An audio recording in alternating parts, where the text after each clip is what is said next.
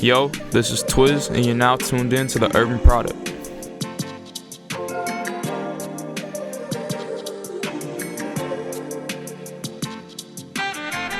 Yo, you already know what it is. You're listening to The Urban Product. It's your boy DME. It's your boy Cozy Rich. And we have a very special guest in the studio, you feel me? Hailing all the way from Roxbury, is it?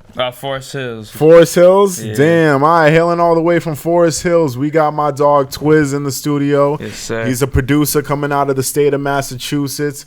You may have heard his music a couple of times on the radio, and if you haven't, it's okay. You'll become very familiar with your sound. But, Twizz, how you doing today, bro? I'm good. Thank y'all for having me. Hey, welcome to the studio. Rich, how you doing? Living my best life per usual. How about you, bro? I'm doing great. I'm tired once again. Once again, motherfucker, I am tired, but it's okay. It's okay.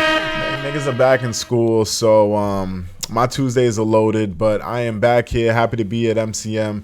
It's season 8. We're back in the studio. Got my dog Twizz here. Marino's here. Cat is here. We're here to rock. So, Twizz, I met you the other week. Yes, sir. I met you the other week at the Sound Lab. You pulled up for the producer edition of the Testing Lab, which I felt was a success. Yeah. That was the first of its kind. We never had a testing lab before where we just had producers come through and play beats. Mm-hmm. And honestly, I was very impressed with the people that popped out. I didn't expect to hear, the type of beats that I heard. Yeah, a lot of people came with fire. It was dope. What was your perspective being in this type of environment for the first time? I think it was cool. I think it was dope seeing all different types of styles, like everybody had their own sound, their own style, and I think everybody came with fire. So it was dope. Word. That's what's up. That's what's up.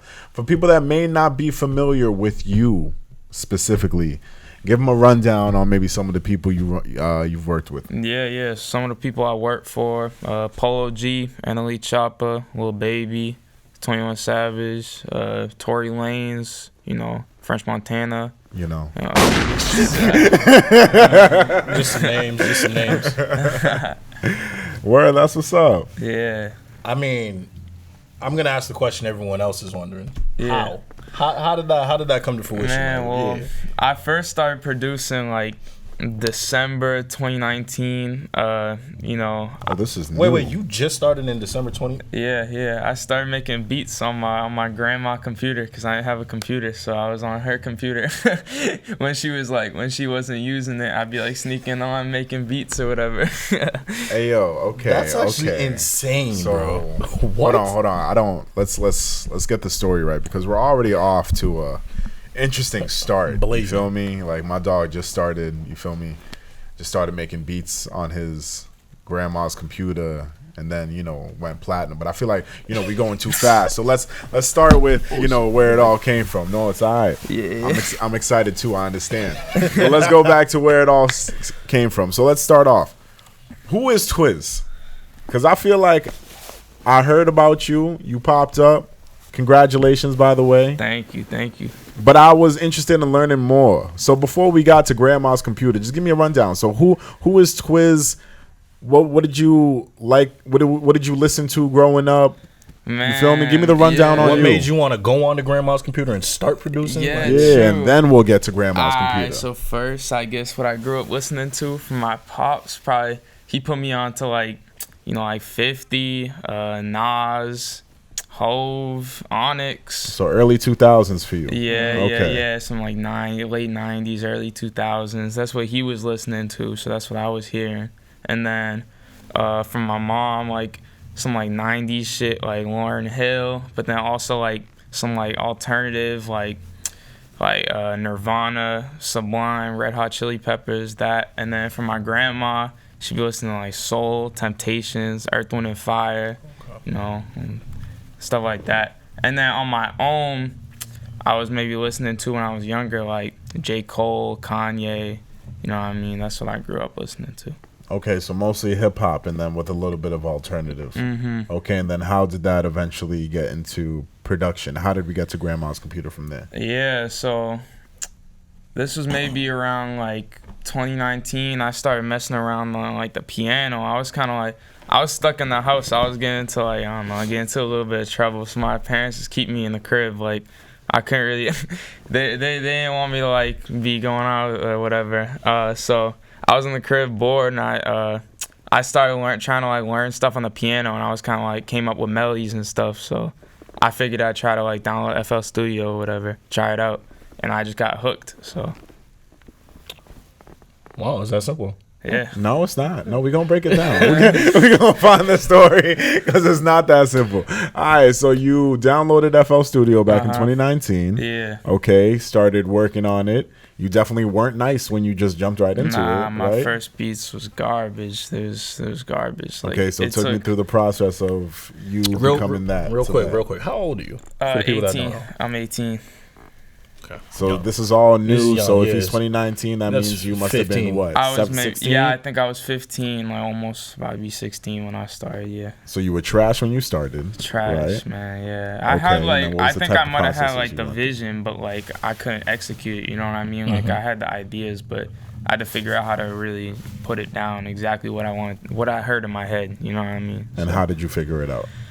Just trial and error, I guess. I mean, I must have made like hundreds of beats in that first maybe 6 months, whatever. Every single day I'd be making beats. So it's just trial and error. I slowly got better, and then slowly found my sound. You know what I mean? And trying to get better, how many beats would you say you made a day?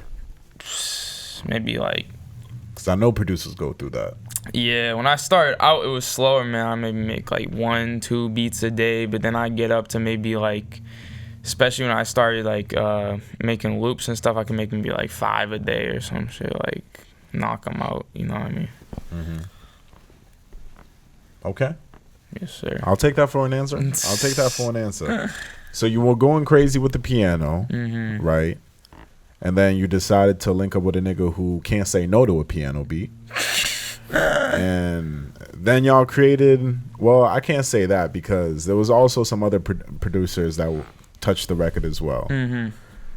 So how does that whole process even go down? Like, did he reach out to you? Did you just send a beat? What, like, how did you, what was your involvement in that process? Yeah, so I made the melody. I was sending out loops at the time. I'd be hitting everybody up like, yo, let me send you some melodies, let me send you some loops. And one of the people I sent to was Smat Certified in 808 Mafia. So I was sending him loops at the time.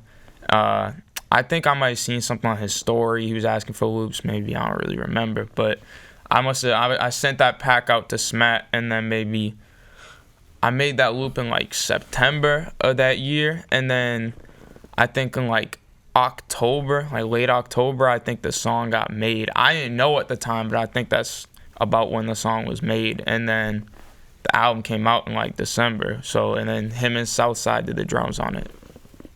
I'm gonna play it just so you can point out the specific melody. Yeah, that's me. So point it out. What's the specific part? The piano, the violins, choir. That's all me. Okay. There was actually a lot of people don't know this, but some people who might have heard the earlier version, I think snippet got leaked or whatever. There was a 3-6 Mafia sample I had put in it. It worked really well with the song, like, and a couple of times they like say lyrics from that 3-6 Mafia sample because it was in the song or whatever, but they had to take it out for sample reasons, sample clearances. But yeah. Okay, so heard. Okay, so now I understand how you become involved in the type of process like that. Yeah. 'Cause I was wondering how people like link up, and when I see like 3, 4, 6 producers on a record, I'm like, that sounds like a headache. So I'm like, how do they go That's through all what it that? is. It's usually like that melody I made by myself, but you know, sometimes it'd be 2, 3. I've even seen 4 people on one melody. I think that's a little bit too much, but you know, it could be 2, 3 people on a melody, and then whoever in the studio might be 2, 3 people on the drums, and you end up with like 6 producers on a song that only needed like 2 people on it. Yeah, how do you guys figure that out though? Like what you're taking out, what you're adding in, like. Because I know you just said you got a fire sample on, but clearance issues. But like, say there weren't any clearance issues and they wanted to take that off. Like, how would you go about that? Yeah, well, so like for my melodies, I put 1-track stems at the end of them. So if a producer want to change something, they have all the stems right there, so they can just use one sound. They can pick and choose what they want to use. You know. And then how does that work when? Well, nah, I don't want to ask that because I don't want to get into your pockets. but because sometimes I'm curious about when you got like a bunch of people involved in a record, like how does that work in terms of like splits and shit like that, or like royalties and shit like that? We were talking about that before. It'll definitely hurt your pockets if you making a song, and because usually the label got a certain amount of money that they're gonna pay for each beat, regardless of how many people on it, unless it's like a special scenario. It's like a celebrity type producer who got a big enough name where they can ask for more money or whatever. But Kanye, like 20 producers on Kanye, the record, TM88, Southside, like Metro, Pierre, they could ask for more. But yeah, typically it's just a certain amount of money they got allotted for every song, and then you split it. So I know people who have gotten big songs, but there's maybe like 6-7 people on the beat, so it ends up getting cut. Yeah. There was only 2 other people on the Polo song though, so it wasn't too bad, like how other songs I've heard have been. And then with everybody else that you said that you worked with, how did that work? You just sent out beats and most responded? of my big songs have come from my melodies, my samples I've made, and then sent them out to producers who are in the studio with these rappers, or sending out to these rappers directly. So how do you trust that though? If you're just, because I feel like if you're just sending music out, it's dope that they credit you at the end of the day, but like, how do you trust just sending your music out and you're hoping shit go well? It was a hard process with the Polo song. I had to lawyer up and shit with that, because at first it kind of was like it was a difficult process getting credit for it, because I didn't really have like a name yet, so it's kind of easy to like screw somebody over who like nobody knows, you know what I mean? Or like duplicate it. Yeah. That's like, it was kind of hard legally, but shout out Kern, who's my manager now, and John, who's one of my lawyers, because they got that shit straight, because I didn't have any idea how to do that. So you have a manager? Yes, sir. Okay, so do you think it's smart, put that out there for other local young producers that are out there? Do you think it's smart to get managers as a producer? I would say when the time is right, the manager will probably come to you, because I think a lot of people, it's like a misconception a lot of people got, is that if you get a manager, they're gonna do all the work for you, get all these connections for you. But really, it's like, you don't need a manager if you don't got nothing to manage. You know what I mean? So I say just when the time's right, you'll know, and so the right person will reach out. So okay, I get that. Yeah. I get that. When the time's right. So I'm just curious, because you got a lot of success in your very short career as a producer. So if like a normal artist, let's say an artist from Boston wants to work with you, how possible is that? Is it possible? It's 100% possible. I love working with artists from the city, especially if you talented, you hard, I see potential. I'll lock in with you for sure. I love seeing artists from the city putting in work for sure. Who you fucking with right now? Rich Amiri, he tough. He from Randolph. So, but he been doing numbers. So he tough. I just locked in with G Nipsey. He from Boston, and he tough. Cambridge, yeah. He from Cambridge. Okay, yeah, you gotta specify. Okay. Facts. I ain't know where he was from. Yeah, but he tough. A couple other artists from the city I fuck with. So that's what's up. Yeah, that's what's up, dog. I also want to ask, cause like in the era that we're in right now, like how you said you just sent out records and hoped for the best. Do you also put beats out on YouTube? I used to. That's how I started out, was because I didn't know that sending out melodies, sending out loops was a thing. I didn't even know that was a thing. So when I first started out, I was making beats. I would put them out on YouTube, like do type beats or whatever, but it didn't really work, because I would never stick to one style. I would always be jumping around, like trying to be well-rounded. I couldn't really stick to just one artist type of beat, so it didn't do too well. But I'm glad I did different styles, because I think it gives me like versatility and shit. That's what I like about doing the loops, is I can kind of make whatever. How do you feel about rappers rapping on YouTube beats? I think that's fine. Like I think a lot of people, they say like, oh, you're gonna end up being a clone of an artist if you're using like an artist type beat. But I think if you approach that beat in a unique way, you can make it sound completely unique, you know. Yeah, I think it always is dope though to find a producer, lock in with, and build a sound. That always is how the best music is made, in my opinion. What would you say you need to improve on as a producer? Because you've only been doing it for less than 3 years now. So yeah, I mean, I just want to keep doing what I'm doing, keep on building on my sound, and I want to get some big records with shit I've made that I think is like my own unique sound. That's not like sounds like anybody else or whatever. That's just my sound. You know what I mean?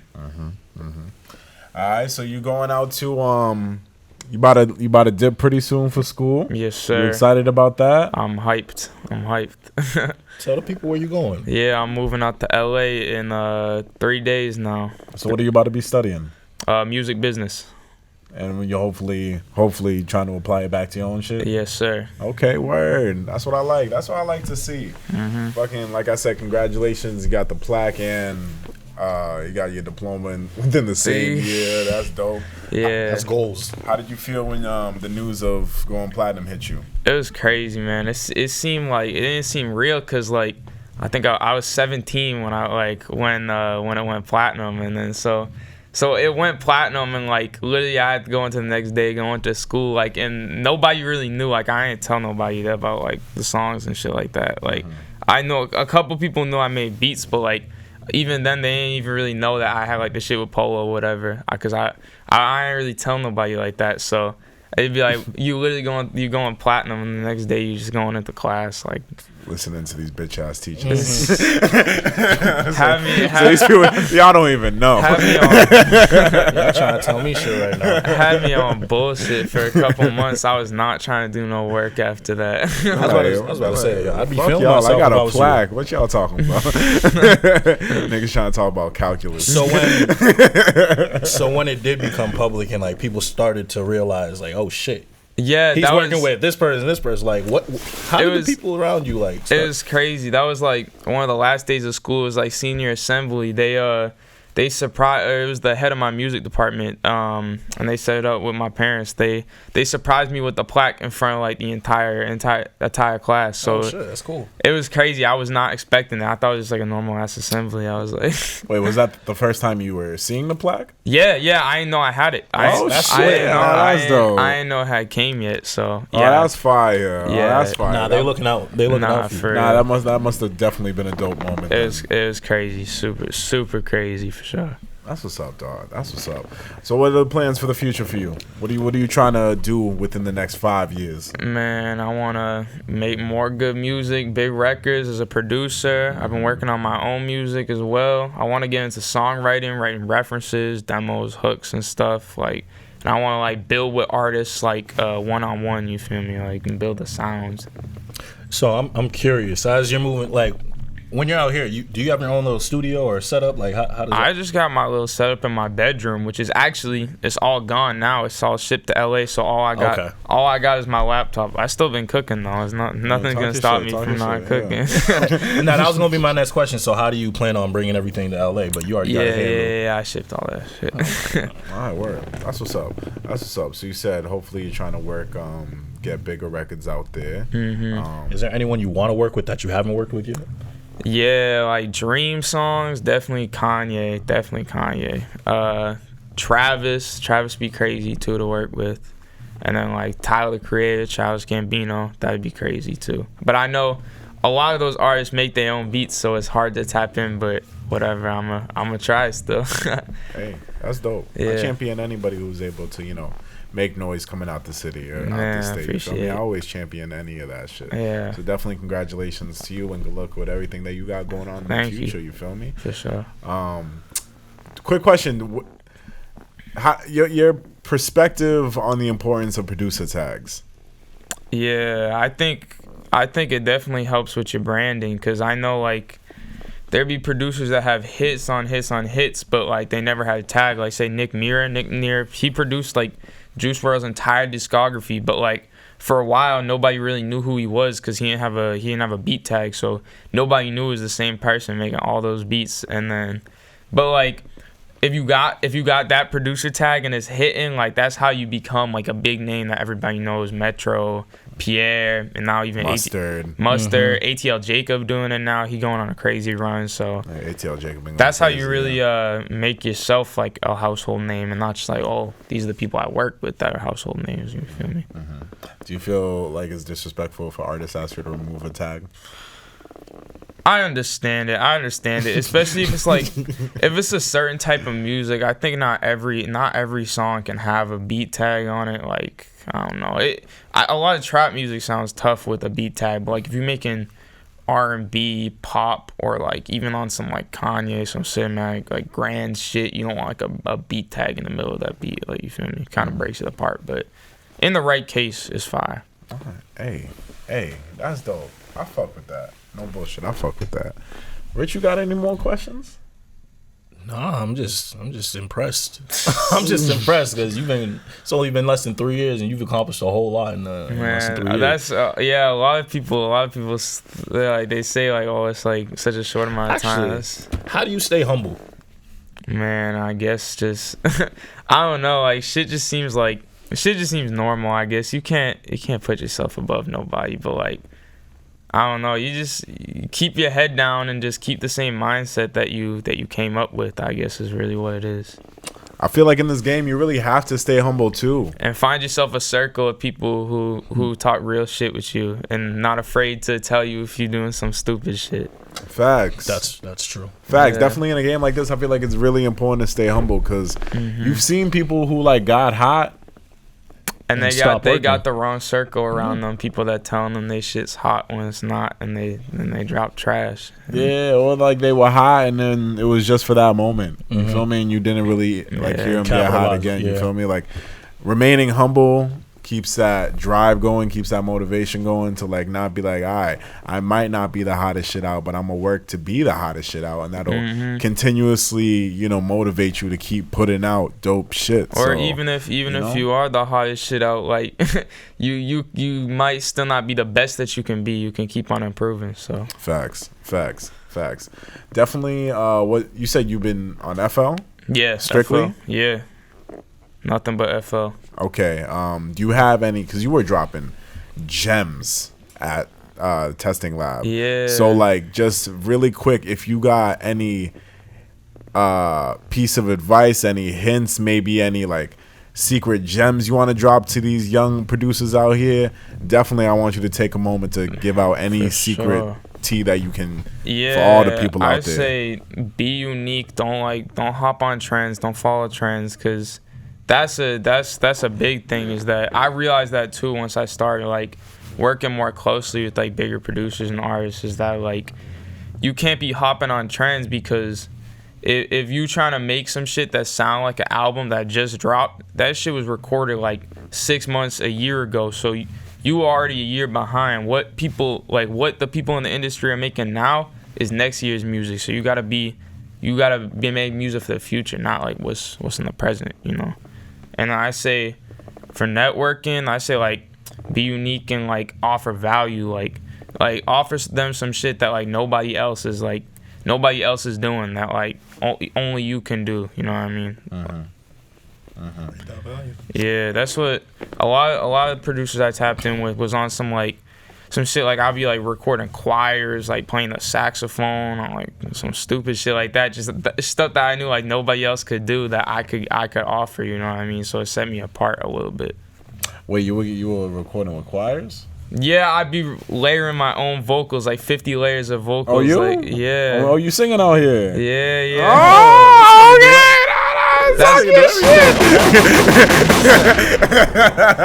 That was a big thing for a minute, was like those children's choir shit. Like everybody was trying to make beats with those. Everybody was trying.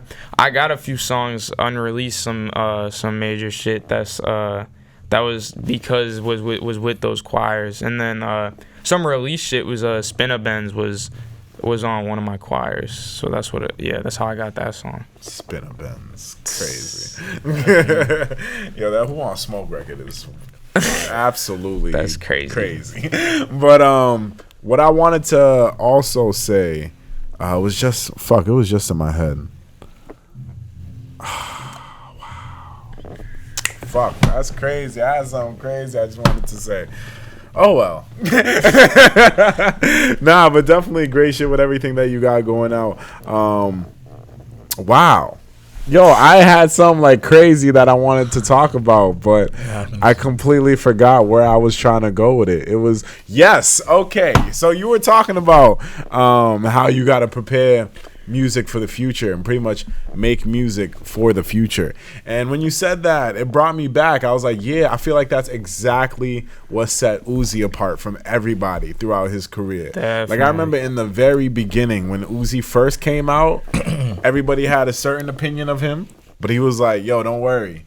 Don't worry. In a few years, I'm going to be a rock star. I'm going to be the biggest thing out in a few years. Don't even worry about it. And then like you go back and you listen to Love Is Rage like today, or you listen to even Love Is Rage 2 today. It's timeless. And it's just like, damn, it's crazy to see that the industry really went down in that direction years later. You feel me? That's the thing is if you making different shit, you making unique shit, people gonna hate on it because people hate on shit that they don't understand. So what happened with Cardi and Whole Lotta Red, people did not fuck with that shit. I was one of those people. Yeah, I was also one of those. I didn't fuck with that album at first either. I thought it was weird, but you know, like eventually I gave it a chance. You know, like people re-listen to it, and that's the thing is like, if you're not afraid to like if you really believe in your craft and shit, like you're gonna stand on it. Like he didn't go back and like drop some shit that people was asking for or whatever. He stood on it. He didn't drop no more shit until people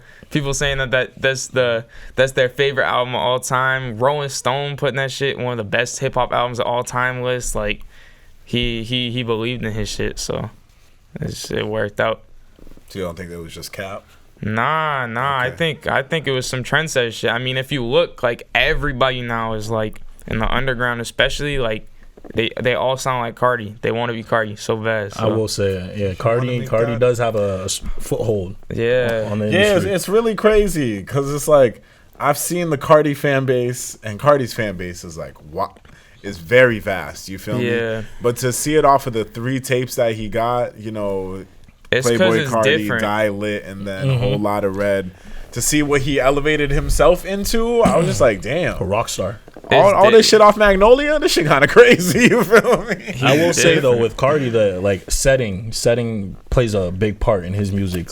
Like where you're listening to his music, definitely plays a part. So Whole Lotta Red did not make sense until I was at one of his concerts. Thank you. And he That's did it there. exactly. When I saw him at Rolling Loud and like he did a Whole Lotta Red, and I saw what like his stage. I was like, oh, okay, this makes sense now. I think Cardi's gonna be one of those artists in like 20 years. You're gonna listen to his shit and be like, wow, this shit sound like some shit that's being made now. Like people still trying to sound like that. Like how 3 6 Mafia was making some shit that sound like 21 Savage type beats. Like everybody in the 90s. Samples. I think no bullshit. I think today in hip hop, 3 6 Mafia may be one of the most sampled groups in hip hop today. They trendsetters for real. It's crazy. Like DJ Paul and Juicy J, you're gonna hear one of their beats if it's a fucking Chopped and Screwed record, or if it's one of those Project Pat records. You're always gonna hear something like that somewhere in hip hop. Yeah. Like Drake's always gonna use that shit. Travis is gonna use that shit. Yeah. So like I don't know, 3 6 is different. And when I saw them at Rolling Loud in Miami this past few months, and they just went through all the hits, I was like, wow, these many records? That's crazy. But yeah, it just shows how far production can take you. You feel me? Look what it did for Juicy J. Nah, for he didn't even have to like rap that long. Just as a producer, he was able to stay relevant throughout all that time. Yeah, so, he's still rapping too. He's still doing crazy features. I remember a few years ago, he had some tough shit on a Smoke Perp album. He was just on that Snot album. He had one of my favorite songs on that album, but he's still going crazy. Facts. All right. So now we're gonna go through our reality checks. So reality checks are pretty much our last remarks, our closing remarks, last piece that we want to leave with the audience. We normally start with my dog Rich, so just listen to him give his reality check, then you'll know what the vibe is like, and then we'll go right down the line. I like to think of it as words of wisdom for the people. Words of wisdom. This is where we go crazy. This is when niggas preach. But Rich, go ahead, start us off. So this weekend, I connected with an old friend that I hadn't spoken to in just under a year. And speaking to this person made me realize why I stopped speaking to this person, because they're constantly negative. And my reality check is surround yourself with positivity. Don't allow negative people into your life, because that negativity can seep into you and can affect your mindset and the way you do things. And when I was talking to this person, I was happy as shit. And then the way they were talking was making me feel bad about myself. So I was like, all right, I'm not fostering this relationship again. I'm not reviving this relationship. I'm not talking to this person anymore. So that's my reality check. Just make sure you're surrounding yourself with positive people and positive vibes, because there's no reason to bring unwanted negativity into your life if you can control it. We're happy people. Stay happy. Don't let that negative shit affect you. That's my reality check. Facts. All right, Twizz, how about you? What's your reality check? All right, so I'm going to say, don't let nobody tell you that whatever goal you got is unattainable, is too unrealistic, or that it's too high of an expectation. And I was just thinking when I was coming here. So one of my essays I had to write for college, they said, where you see yourself in 5 years, what's your 5-year goal? And one of the goals I wrote is that I want to be platinum, Billboard #1 chart and producer in 5 years. And even then, that shit seemed like, I was like, I don't know if I can do it in 5 years, but I'm gonna try, man. I'm gonna try. And then 5 weeks after I wrote that shit, I was platinum. So you can do that shit. Facts. I like that. Said in 5 years. Let them know. In 5 weeks. Let me tell you what I did. All right, that's what's up. All right, and then for my reality check. My reality check is to encourage people to make great use of your time. I feel like I've mentioned that in previous weeks. I'm starting to learn that. I'm juggling a lot right now, and you want to make sure you have time for everything that you got going on in your life. So schedule everything out. You feel me? Even when you think you have free time, you really don't. So make sure you're making the best use of all of your time so you can remain productive while still doing everything that you want to get. Like, just doing everything that you want to do and still having time to chill and relax. You feel me? So yeah, that's my reality check. Make great use of your time. All right. And that is the end of the episode. Twizz, I want to say thank you for popping out. I appreciate you. Man, thank you. Thank y'all for having me. It was dope. It was dope meeting you at the testing lab. Like I said, hearing your feedback was great, and I thought it was really helpful. Like I said, when I saw you and Dallas Rose were taking notes the entire event and we're actually like giving that feedback, I was like, nah, I really appreciate that, because sometimes our feedback just come off the dome, but you and Dallas kept referring back to your notes with each person, man, and I was like, that's dedication, and we appreciate that shit. People's time is valuable. If you're gonna drive all the way out, I think it was a work night too. You're gonna be out late at a work night trying to network and shit. I respect it, so I'm a value your time as much as you do. Respect that. My man would use like terms, like certain producer terms that I felt like I was just sitting, all of them were talking. I'm like, yo, I'll keep it about. I have no idea what they're talking about. Like, it was the first time where I had no idea what they were talking about. But I was like, hey, go off, talk your shit, producers. I'm learning. This what's up. It's dope. They were saying like, yo, put in a swing. I was like, swing what? But it's cool. But it's dope. All right. So with that being said, tell them where they can find you on socials. Yeah, you can find me on Instagram at prod_Twizz. That's my handle everywhere, so yeah, tap in. Make sure you check him out on his credentials so you can see what other music he's been involved with. And like we said, make sure you stay subscribed to our YouTube channel. Make sure you're following the socials at The Urban Product. Cop some merch, www.theurbanproduct.com/shop. You can find all the latest cozy drip. It is getting cold, you feel me? It is getting chilly. It's cuddle season. Your shorty is about to take all of your hoodies and you really don't want it to, so cop a couple of hoodies so you can just give them to her. You feel me? Like, yo, here, put a couple of your cologne on it so she think it smell like you, and then just give them to her. You feel me? And then, you know, you don't have to worry about losing any of your hoodies this season. Good for a month. We got you. You feel me? All right, so with that being said, you've been listening to The Urban Products. It's been your boy DME. It's been your boy Cozy Rich. Man, this is Twizz. And we will catch y'all next week. Everybody be easy out there. Love. Peace.